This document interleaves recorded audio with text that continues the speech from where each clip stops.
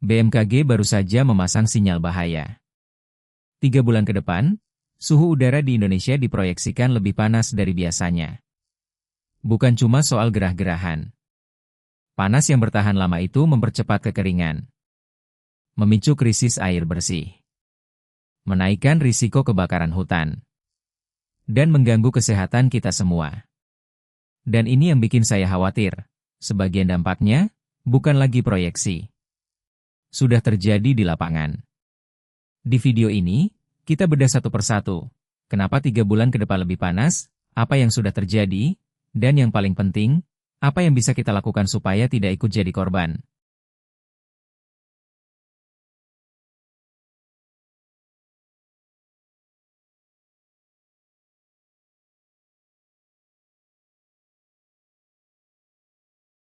Pertama, mari kita bicara soal penyebabnya. Namanya El Nino.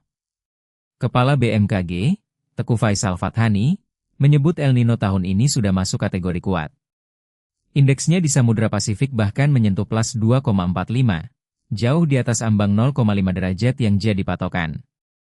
Efeknya ke Indonesia, pembentukan awan hujan terhambat. Musim kemarau jadi lebih kering dan lebih panjang dari normal. Datanya sudah kelihatan. Juli 2026, anomali suhu rata-rata Indonesia mencapai plus 0,8 derajat Celcius dibanding normal 30 tahun. Dan BMKG memproyeksikan Agustus sampai September jadi bulan terpanas tahun ini. Ditambah lagi, IOD positif diprediksi aktif September sampai Desember. Kombinasi yang bikin panas makin terasa dan hujan makin pelit.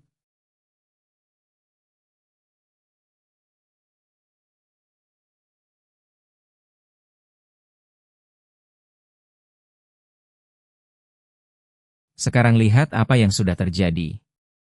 BMKG mencatat 1.657 titik pengamatan mengalami hari tanpa hujan sangat panjang, 31–60 hari.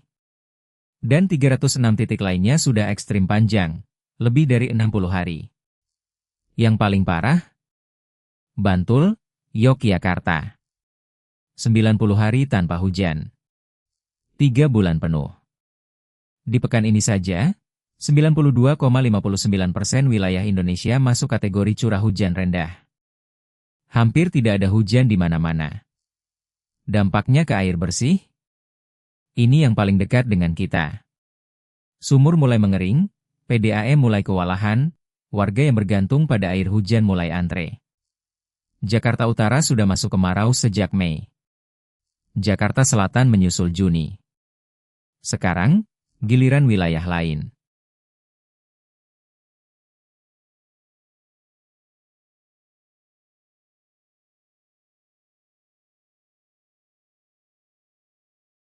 Air bukan satu-satunya korban. Hutan dan lahan mulai terbakar. Dalam sepekan terakhir, kebakaran hutan dan lahan sudah dilaporkan di Kalimantan Barat, Aceh, Bangka Belitung, Jawa Tengah, Jawa Timur, dan Bali. Citra satelit bahkan mendeteksi sebaran asap dari Kalimantan yang berpotensi menyeberang ke Sarawak, Malaysia.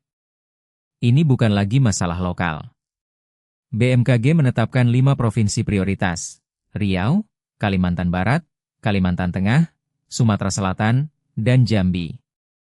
Sampai-sampai Presiden Prabowo memimpin rapat khusus 28 Juli lalu, menginstruksikan jajarannya menjaga ketersediaan air dan mencegah karhutla. Termasuk operasi modifikasi cuaca di Danau Toba.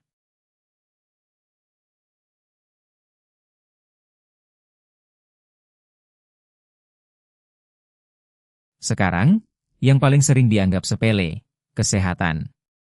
Kementerian Kesehatan sudah mewanti-wanti. Cuaca panas berkepanjangan menaikkan risiko dehidrasi dan heat stroke. Yang paling rentan, anak-anak, lansia, ibu hamil, dan orang dengan penyakit bawaan. Dan ini yang jarang dibahas, tren ISPA, infeksi saluran pernapasan, meningkat. Pelaksana tugas Dirjen Pencegahan Penyakit Kemenkes, Andi Saguni, bilang kemarau tahun ini lebih panas dari tahun-tahun sebelumnya. Penyebabnya?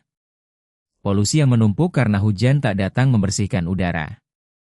Ditambah asap karhutla. Partikel halus PM2,5 masuk ke paru-paru, memicu ISPA, asma, bahkan memperparah penyakit jantung.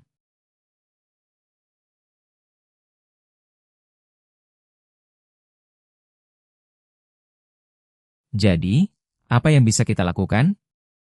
Sebenarnya banyak hal sederhana. Pertama, hemat air.